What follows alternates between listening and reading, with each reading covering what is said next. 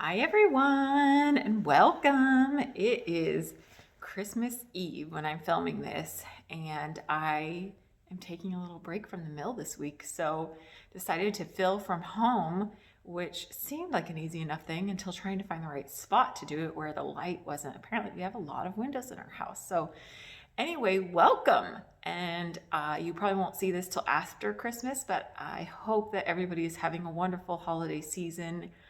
It's been a crazy year, but I think I'm just trying to find joy in the little things and baking or making or whatever it is, talking to your family, however you can stay connected. So watching podcasts, which I certainly was excited to see. There was a new fruity knitting podcast today. So find joy where you can, right? In 2021, that'll be the year. Vaccines are happening. We're getting there. So welcome. I am Kim Beegler. I'm the owner of Ewethful Fiber Farm and Mill, a wool mill that is located in Halsey, Oregon. And I actually am at our home, which is separate from the mill, thank goodness. Otherwise I would work all the time. So I'm actually in Harrisburg, Oregon, and we're kind of halfway between Salem and Eugene. So I'm here today. I've been here most of the week. I've popped into the mill here and there, skirt a little wool, done some things like that. But for the most part, I'm trying to take it easy and just do the things that I love and be at home and clean up our lives a little bit. So places you can find us. We have a new, and I think I mentioned it the last time, but we do have a new Instagram page. So you can find me at the new page, which is Being Ewethful Podcast, or you can find us at our regular Instagram page, which is Ewethful Fiber Mill. And then we're on Instagram as Ewethful Fiber Farm and Mill. We are at ewethfulfiberfarm.com. There's so many places, and we'll have it. It's in the show notes. You can find links to everything too. So I'm trying to think. Oh, and I blog at beingewethful.com. And I'm going to go back to that later in the podcast, but this one's going to be a lot shorter. I don't have as much to show. Also, so I'm right now sitting in my studio where I do some of my dyeing and other things, and it's not the warmest, and I should have turned the heater on in here quite a long time ago. So I won't be super long this time, I promise. And I've said it before, but this time really. And I'm so excited that we reached 100 subscribers since the last podcast. So thank you all so much that are coming and watching. And if you haven't subscribed and you're enjoying this, please subscribe so you can get updates, and YouTube knows that you like me, basically. And comment, as always. I'm super excited to be back again. And I talked to my dad, and he has watched. I was unsure how many of my family members have watched, but my dad has watched. He had comments even. So Dad, I'm taking some of your comments to heart, and hopefully he'll notice. Hi, Dad.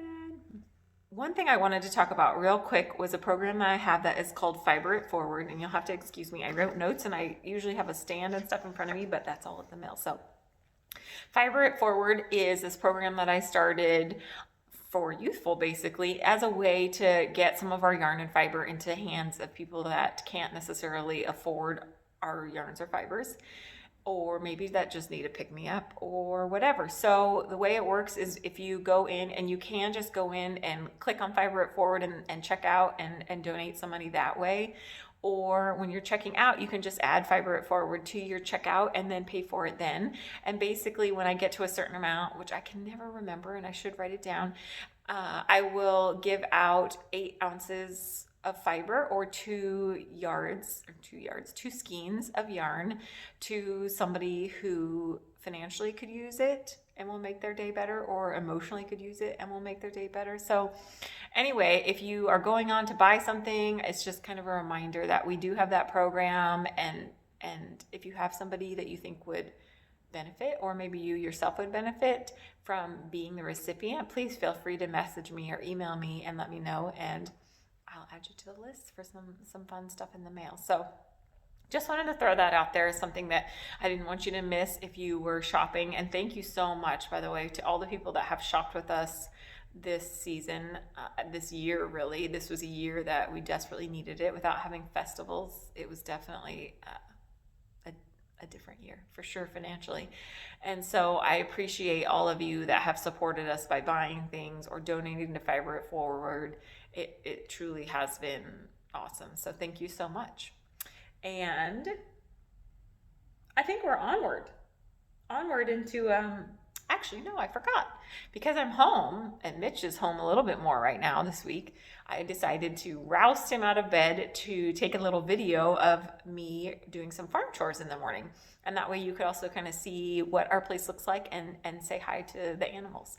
So I'm going to stop here and I'm going to go ahead and let you watch a little bit of how kind of this is what I do every morning with the animals for the most part. And I thought you would enjoy getting to see some of our animals and how it is here on the farm. So I will be back in just a few minutes. Good morning. It's early here for us. And I dragged Mitch out of bed this morning, which he's really excited about, so that I could show you guys a little farm tour since we are both home this week. So come on down. What you missed before is that the sheep saw me come out the house door, so they all ran down the hill, and they're all waiting. And the alpaca, this is kind of a morning thing. And some people talk about how they have quiet sheep. We do not have that. I think Shetlands in general are a little more talkative. And so, there you go. So, on the right hand side over here, you can see our ewes and our wethers. This pasture over here. And the alpacas and cuddlebug. They're all waiting because they know what's coming. I've got all their special kibble in my arm here. And the boys are over here to the left. And it's pretty quiet. And you'll notice our new sign on the barn, which is a Christmas present from my father-in-law from 2019. He was determined to get done before this Christmas. So, it looks beautiful. We have a little adjusting scoop because I think it was off by 18 inches or so centering. That is not going to do for them. So, I think they're going to do a little reworking today. The boys are coming up to say hi.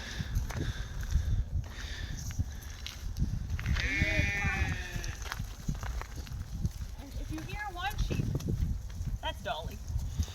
She's our first lamb that we ever had born on the farm. That's a good. I can say she's a little bit spoiled. Okay, so first thing we do.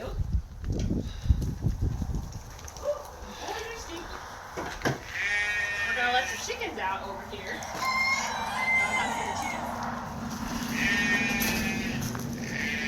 Boys, behave. Elsie Mae, behave.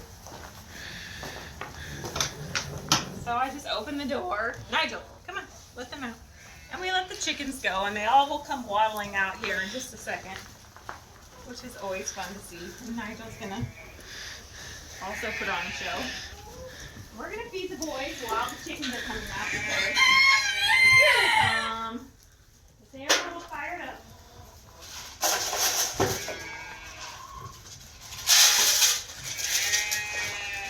And I feed them in two separate bins because they will headbutt the heck out of each other to get to their kibble. Nigel likes to sneak into the coop when we're not paying attention and eat chicken poo or pick up bird feathers, whatever. Okay, so the boys are fed, chickens are out. We're gonna go over and see the loud crew. And I was hoping it would be a beautiful sunny day today, so you could see all the hills and our lovely view, but why do I even try to stop? Oh, I forgot to do this.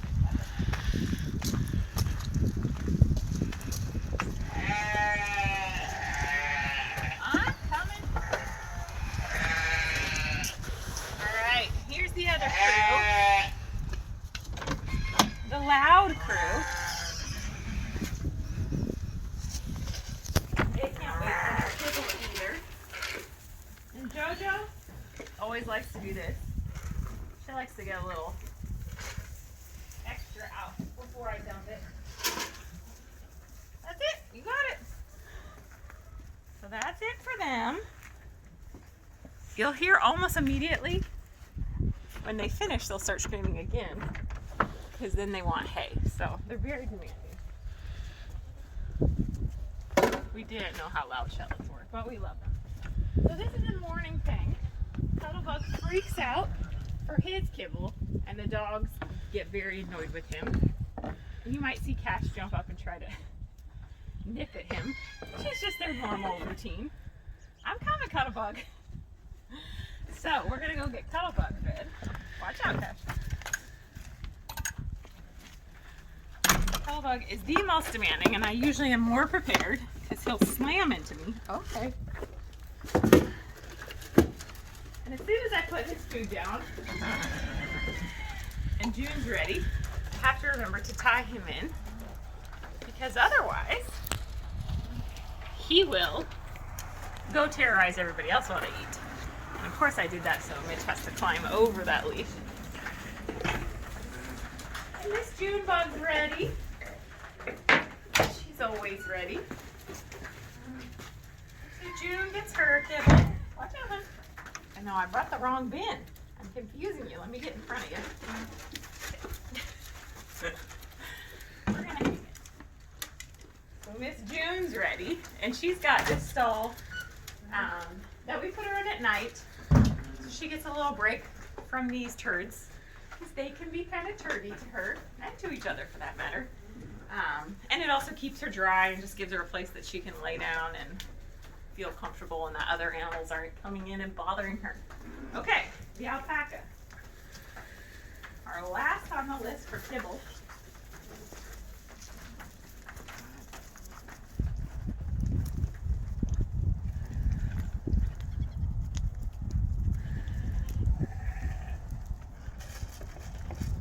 And you'll notice Alma, this one, can just come to everything.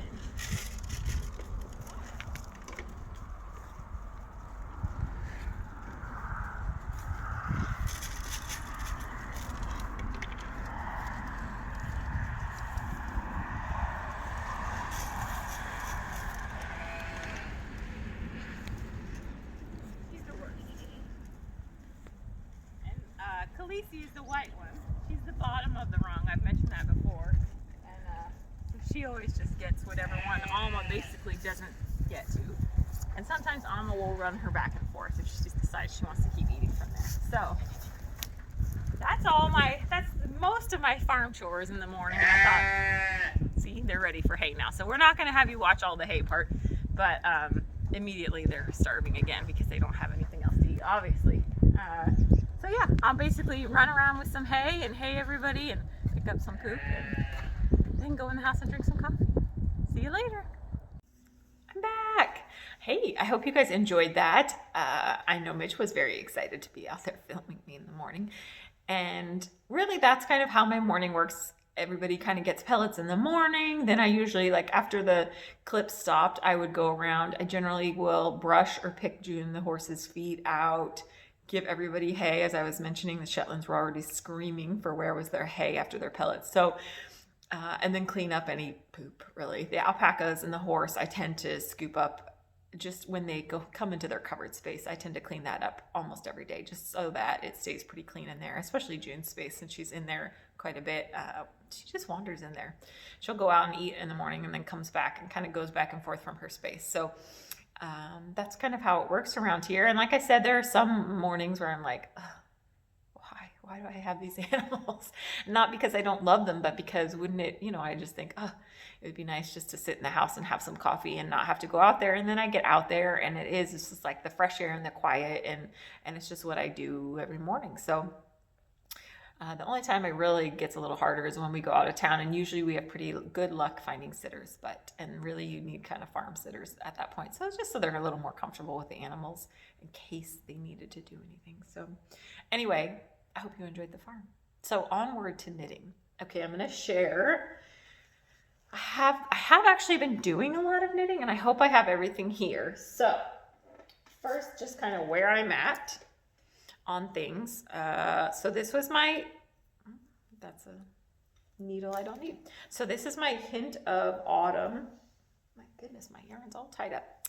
My Hint of Autumn cowl, and all the links or all the pattern names, I think I'll mention one or two and I'll put them up, but most of them are in last podcast notes. So here is my, try to stretch this out a little bit so you can see the lace work at the bottom there.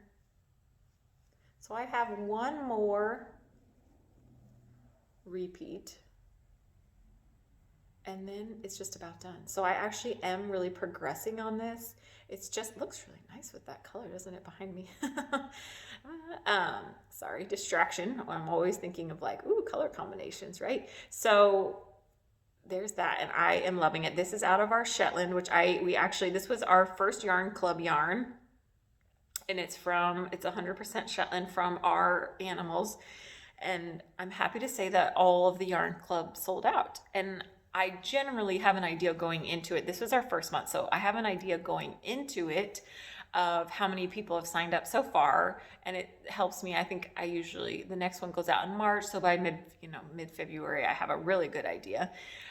And then the leftovers, and so I try to produce over that amount, so there's extra in case people want to order it or somebody comes in. And then we did have some late subscribers, so all of the yarn is gone other than what I have. And I think I kept one little extra skein for myself because I talked all about this yarn in the last podcast, but it's really special to me, and I've had really awesome feedback from everybody in the club about how much they like it. So thank you very much, and I'm glad that you're all happy and you enjoyed the gifts and everything.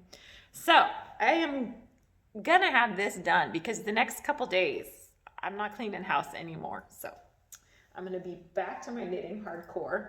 Next update, where is it?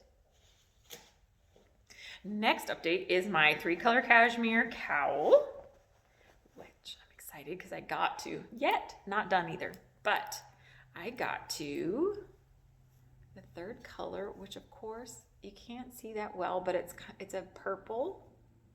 Let's see if I can get it. There you go. You can kind of get a better glimpse of it there. And this has little pearl bumps in it. It's pretty delicate, just a very delicate pearl bump pattern in the purple. And it's a pretty big stretch of purple. Oh my gosh, I can't wait to have this done. I was so excited when I put the purple on.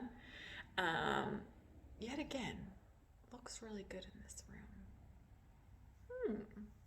I'm just gonna have to hold everything up to my walls to come up with new color combos for yarns.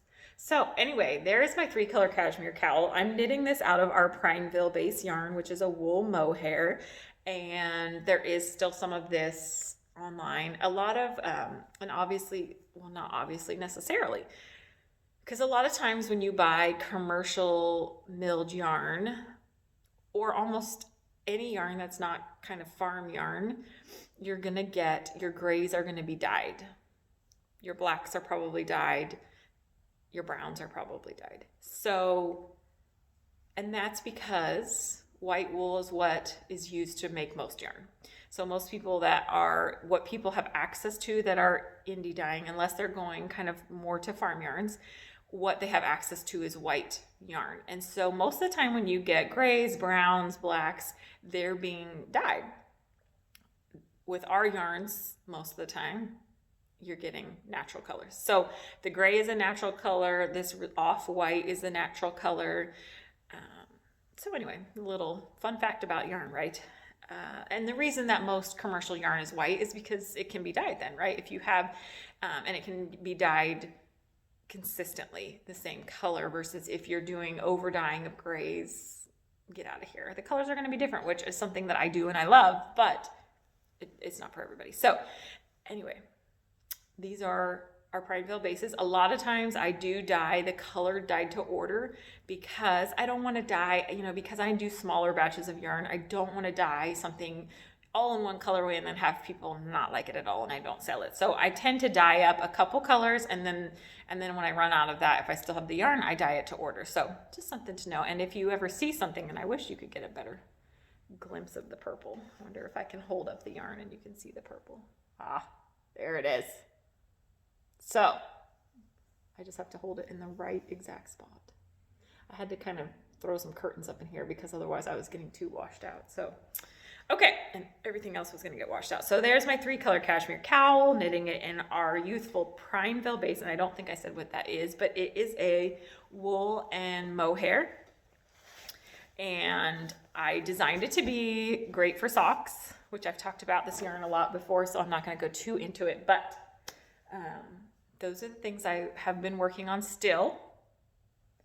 I do have a finished project. I'm really excited about this. Look at this cute little beanie. It's actually still a little damp because I am blocking it currently because it needs to get wrapped and go into a box. This is for my niece, Jo, and I love it. So this is, and I'll hold it up so you can see, there's a lot of fuzz happening there. And I, of course, didn't bring both the yarns, but what this is our Shetland base with a really thin mohair that is the pink. And the pattern is Easy Peasy by Tin Can Knits. And as I think I've mentioned before, you really can't go wrong with the Tin Can Knits pattern. So this is the little beanie, and it's just got little cords on it. And I just think it's so cute. And the yarn that I'm using for that, I think I'm gonna have to throw a fan on that because it's not quite drying as fast as I wanted in our house. So this is our Shetland wool, and I do have some of this online right now. I think there's a tiny bit of white and there's some light gray, but I'll be making more up in the new year. So, and it is, I believe, a sport weight or so. So I held it sport weight with, so anyway, love it. So glad to have something done because I feel like I haven't been finishing things as much. But I'm working on a lot of things, and I actually have been flipping back and forth. So, last knitting thing. And if you've been watching my stories or watching this on Instagram or Facebook, you may recognize this. But now you can really see the pattern coming in there. So this is the Chevron Hat, and it's by, the design is by Woolly Wormhead, my goodness. And I struggled with this hat. So, and the yarn I'm using is Handspun. And it is, I believe, Rommeldale CVM wool, which, woo, Rommeldale. It's a fine wool, so it's really nice and soft and squishy. And it's not 100% even because it is, you can see there's little lumps and bumps even in it, but it's knitting up so well. And you can see that little pattern going. And I thought, so I watched Woolly Wormhead on a Fruity Knitting podcast, and I was just intrigued by her hat. Her hats are amazing. I mean, if you haven't looked at Woolly Wormhead, go and check her out on Ravelry and maybe find her on the Fruity Knitting podcast because she makes some truly extraordinary hats. I'm like, she is definitely the queen of hat design, I would say. And when I started knitting this, I was so excited because I feel like she's really using different techniques to create something super special. Instead of just using a technique to be a little different, she's really making something special with all these crazy techniques that I hadn't used before. So here's the story behind this. So I first cast this on in a darker handspun wool, which was stupid because, well, it's not stupid. You may not even know if you're a beginning knitter or it never occurred to you if you don't do a lot of cables or patterns. Your design's not going to show up very well if you're doing a dark wool, right? Because you just can't see detail as much in it. Same thing goes if you're using like super variegated yarns or a lot of speckles in the yarns. It's going to kind of the yarn might be beautiful, but it may take away from the pattern you're knitting. So luckily I messed up right away. So I did the first round, I messed up right away. And for those of you that read my Being Youthful blog, I literally just wrote a blog post on why do I keep messing up so much? Why am I ripping out so much? I'm gonna not be doing that in 2021. Well, it's not 2021 yet, so I've done a lot of ripping in the past couple days. But so luckily I messed up with the dark wool. I said, okay, that's fine. I'm gonna use this lighter wool because I have it sitting here and I should have just done that in the first place. Cast on it again, got to the first row, did the setup row, got to the first row, mess up, rip, mess up. Get to the second row finally, mess up. So it became a bit of a personal challenge. And what's funny is I thought this is going to be, I looked at the picture and I thought this is like an easy woolly Wormhead pattern, right? Because she has some that look really complicated and hard. So then I thought for a minute, what the hell am I going to do to make this work better for myself? And then I thought back to that blog that I had just written, which I'd been thinking of a lot because I'm like, dang it, how can I be messing this up so much? And I thought of the comment that my friend Sandy wrote on there. And Sandy has been knitting for, I think she says it in her comment, but for quite a long time. And I met Sandy in the mill, and it just goes back to the people we meet in this community are amazing. So she's been knitting since 1960, I believe is what she said. And I'll put up beingyouthful.com is where this blog post is, but I'm going to talk a little bit. But I read her comment, and I always appreciate the comments because not only does it let me know people are reading it, but sometimes it helps other people, right? So she commented that she uses stitch markers like crazy. And she kind of writes up a little thing about how she uses them. And, you know, if she's working on, even when she's not working on a very huge project, she still uses them a lot just to kind of keep track of where she's at and count. And I thought, ding, ding, ding, ding, ding.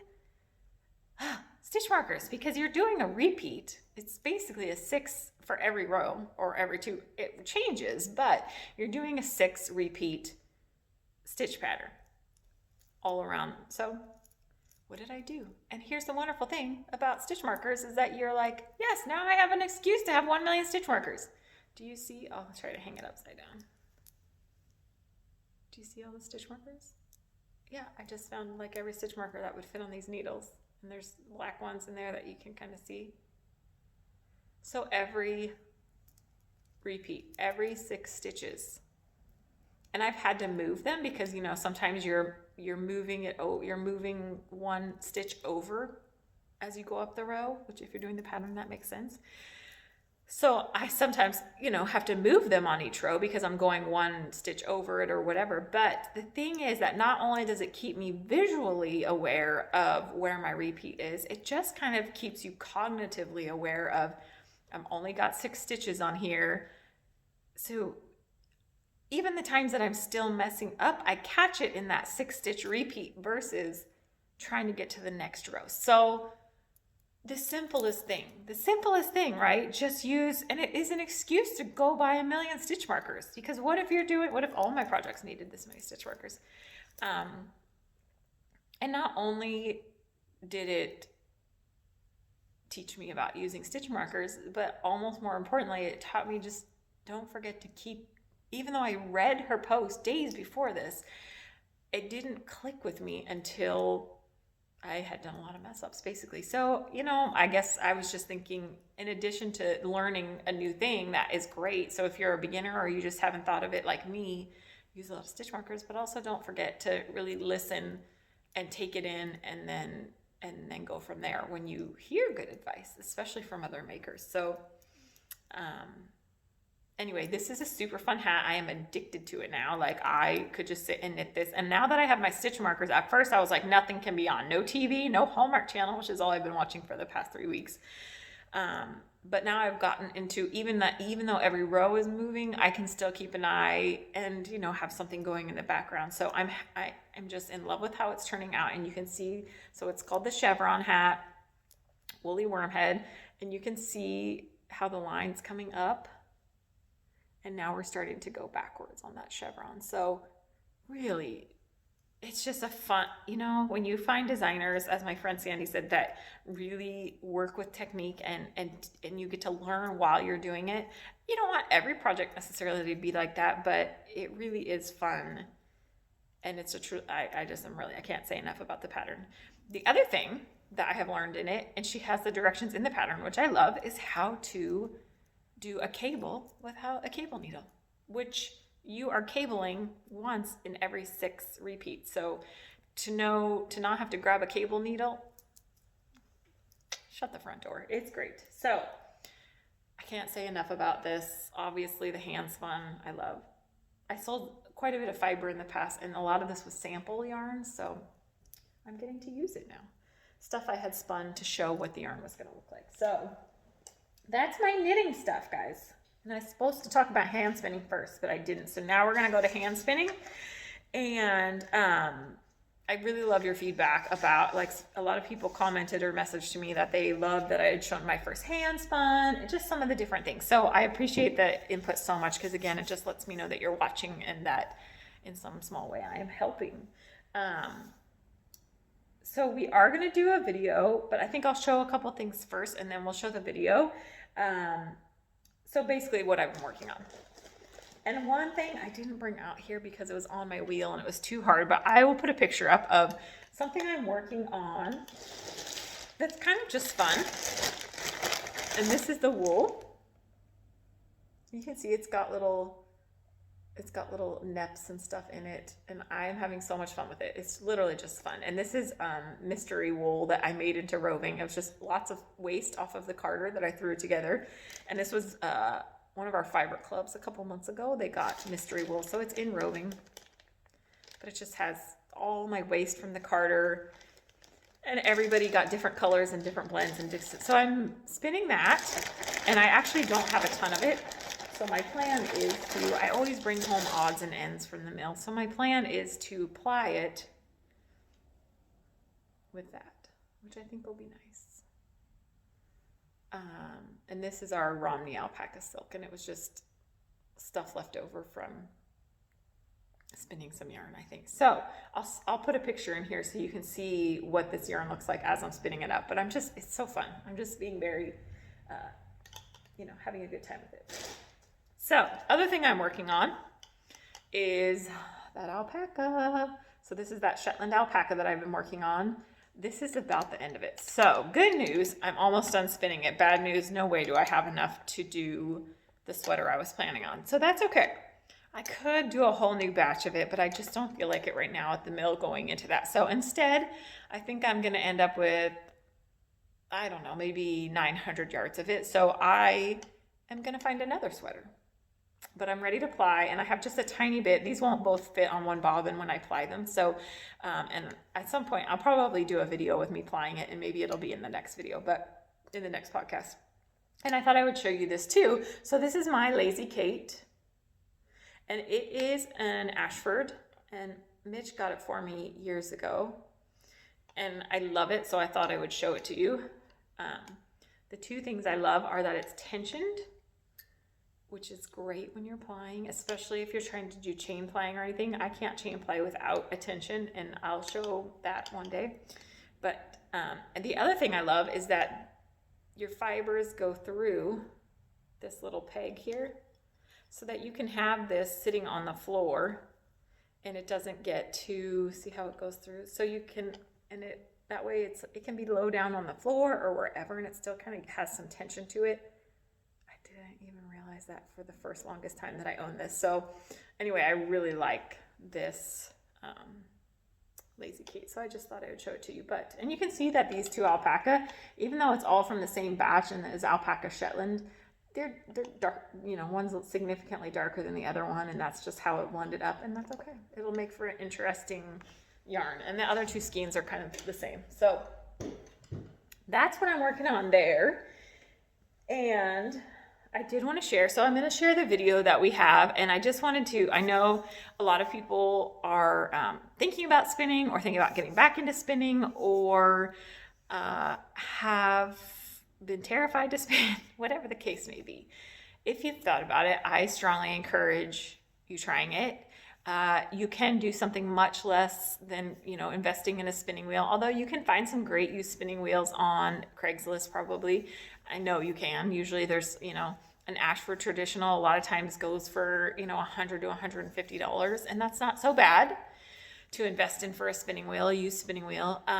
You can also drop spindle, which I am not the queen of drop spindling. I'll do a little video on drop spindling sometime, but I learned to spin on a wheel first, and so drop spindling came second, and I just don't do it as much, mainly because of volume, to be honest. It just doesn't, it takes a lot longer, and I should have it with me as a travel thing so I can do it, and I do take it with me when I'm traveling, but I just don't tend to use it as much. So anyway, my point is, if you've been thinking about spinning, don't be afraid, try. And I'm going to try to give you some of my, if I had known things. Treadle. That is my first thing for anybody beginning or trying to get back into it or thinking about it or having issues. Treadle. Like right now, while you're watching this podcast, you're probably knitting or crocheting or doing something like that or spinning. But if you are a beginning spinner, treadle. Because even if you haven't tried to spin on your wheel, start treadling and just treadle, because soon you have to be handling your fiber and treadling, and so doing two things at once. So the more easy and without a thought your treadling is, the easier your spinning is going to be. One of the things that I learned pretty early, maybe not early enough, but pretty early, was to try to treadle at your walking pace, because where you're going to sort of just fall into when you're not paying attention and spinning, and that day does happen, is your walking pace. Your body just naturally kind of settles into that pace when you're spinning. So it's more important to get comfortable spinning at just a casual pace and adjust your wheel tension to get the yarn size you want. And that's what my video is going to be about. So just because this is something I did not learn soon enough and I didn't understand.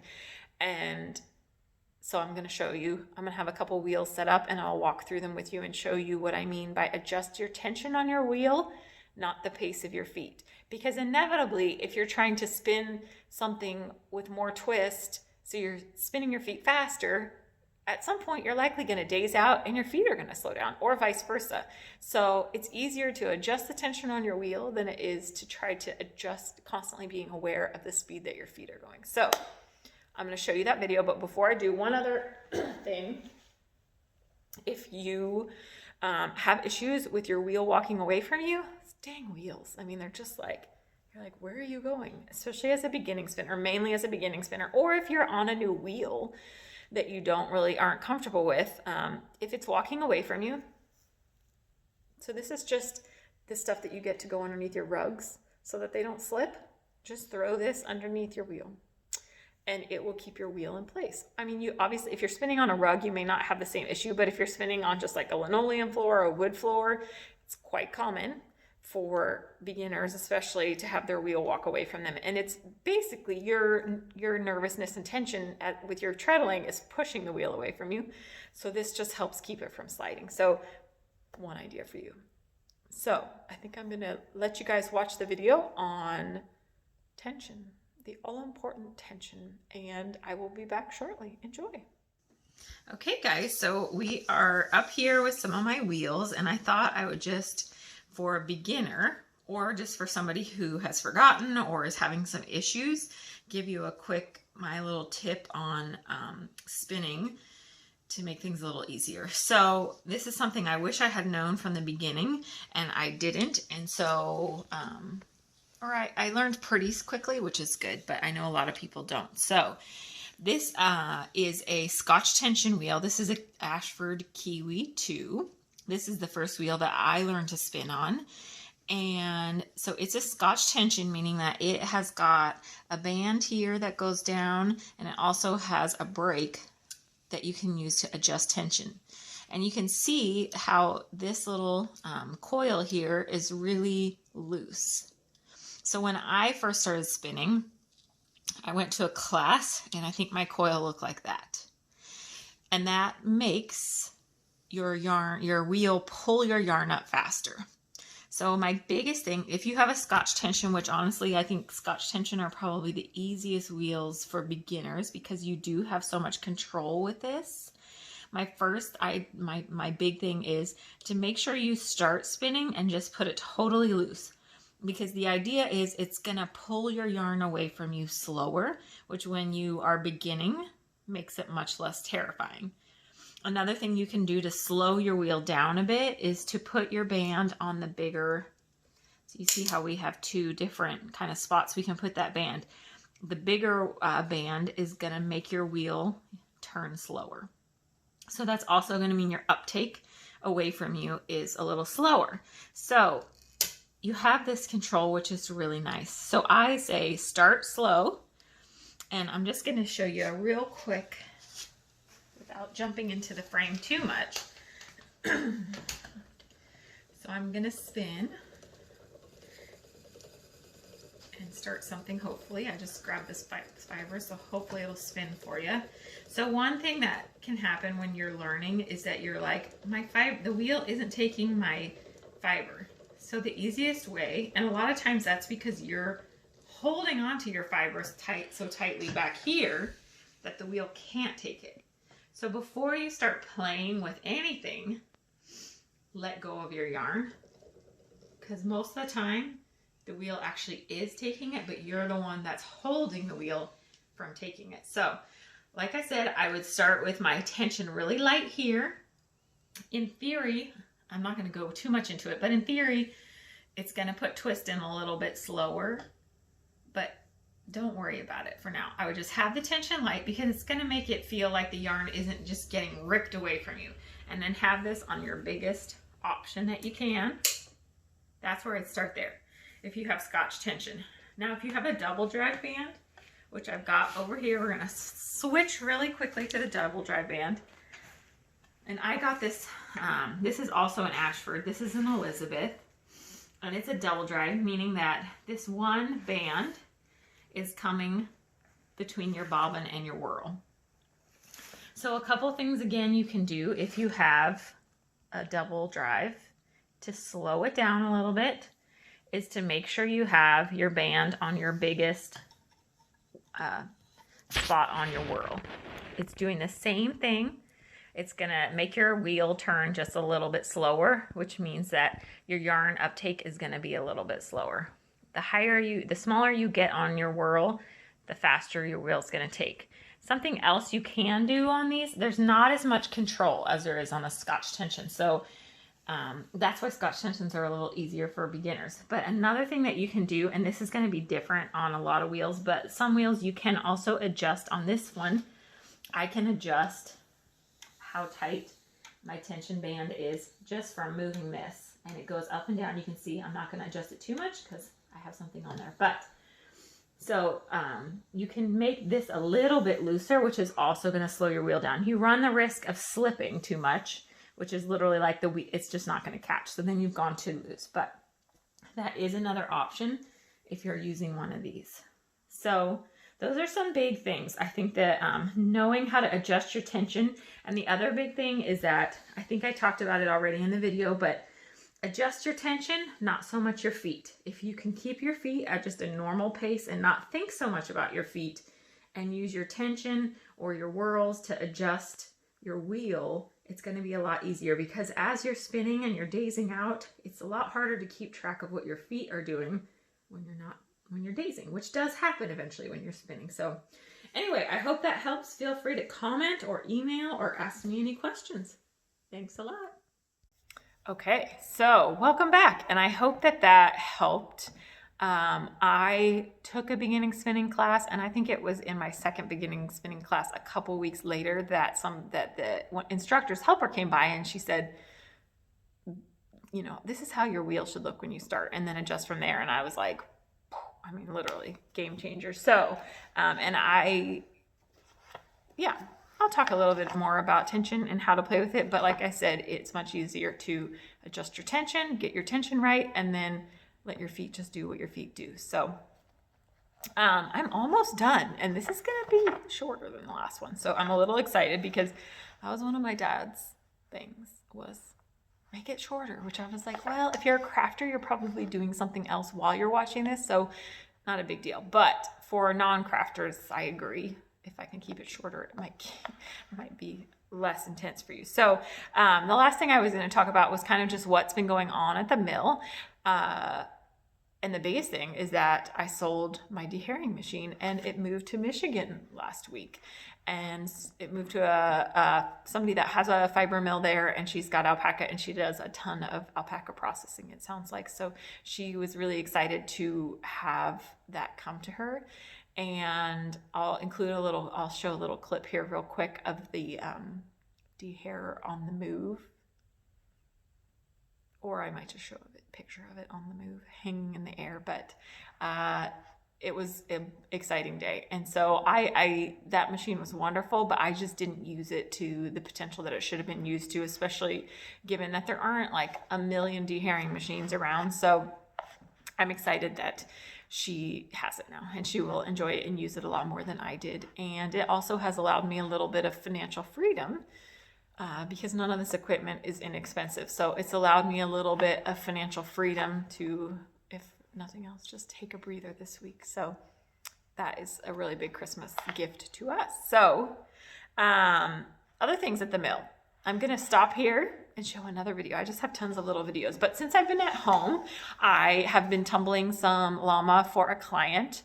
and I thought I would just show you a little clip of it tumbling. And I have my tumbler down in my barn, and I have it covered in a sheet. Otherwise, the birds and the bats and everybody else would have way too much fun on it. But it's covered up in a big plastic sheeting, actually. But I thought I would just show you what it looks like to tumble and why I tumble, and mostly I tumble camelid. So I'm going to stop again and let you take a quick peek at that video. Okay, we're down below. We just moved the boys over today to this other pasture. We did their feet and dewormed, and then we said let's move them over because their side is super mucky, and they are, anyway, it just does not stop raining today. But we're about to come and walk into the barn, which is where I have my tumbler.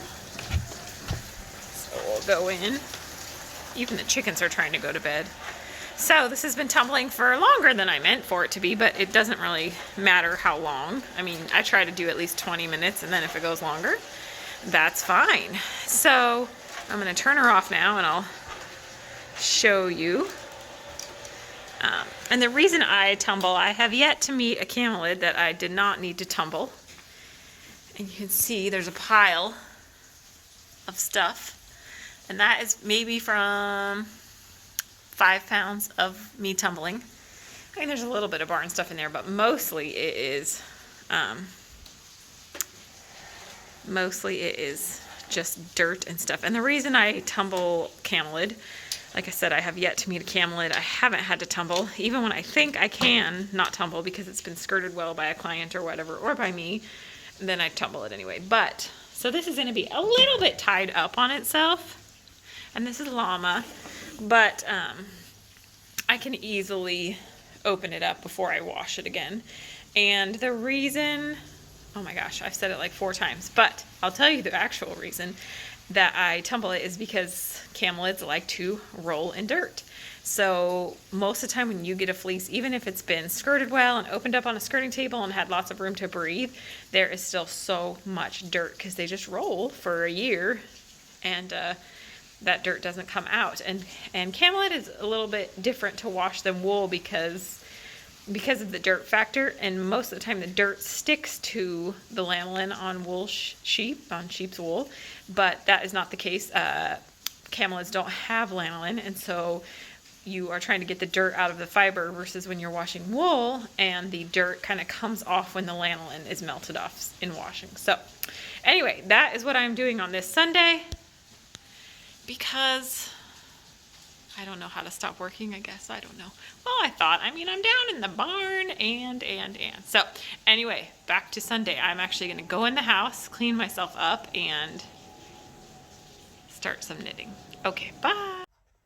Okay, hopefully I explained that well enough. I was a little distracted here and there. Whenever I'm down there, I get distracted easily by what's going on all around me. But so when I get back to the mill next week, I'll be working on that camelid for that client. I am just going to run that through as roving for her, and she'll be hand spinning it herself. And I did and at the mill, before I left, I was kind of hustling to get a couple orders through. And one of the things I was working on was alpaca. And so I'll show you a little video of kind of what that looked like. What was going on at the mill last week.